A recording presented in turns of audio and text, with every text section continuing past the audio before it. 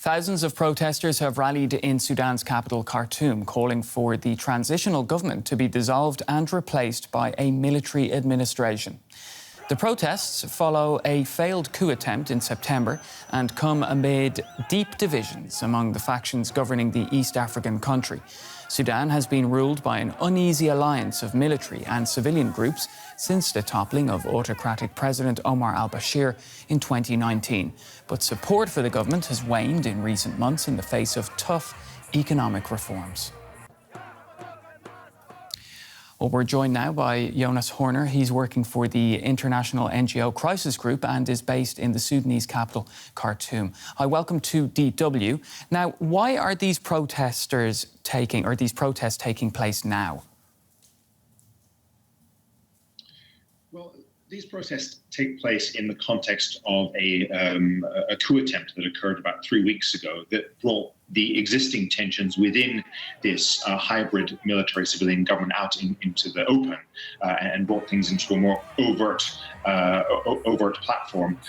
The military have concerns about the prospect of justice for abuses that were committed during the Bashir era and since then during Sudan's revolution. They're concerned about the handover of the Sovereign Council, which is an executive body in government that they currently are chairs of, and pressure for them to give over military companies.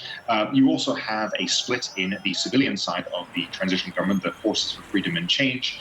And really, I think you also are hitting an existential moment for Sudan, with parties who are part of the government and wanting to be part of the government, seeking really to control what comes next following elections that are scheduled for 2024. Right, now, you touched on it there, but Sudanese dictator Omar al-Bashir was ousted by the army in April 2019. Tell us more about the role of the military in Sudan over the past 2 years.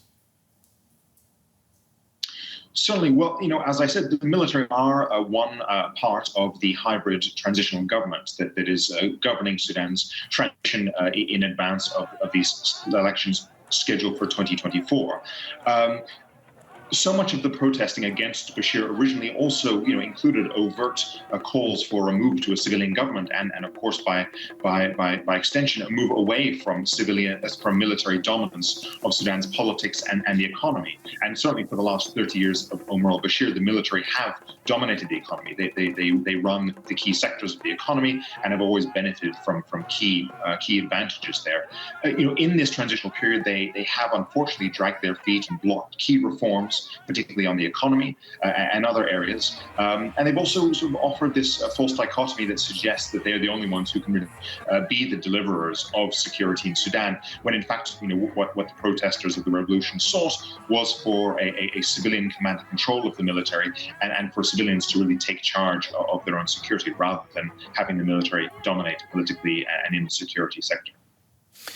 Jonas Horner, Senior Analyst for Sudan, working for the international NGO Crisis Group in Khartoum. Thank you for talking to us today.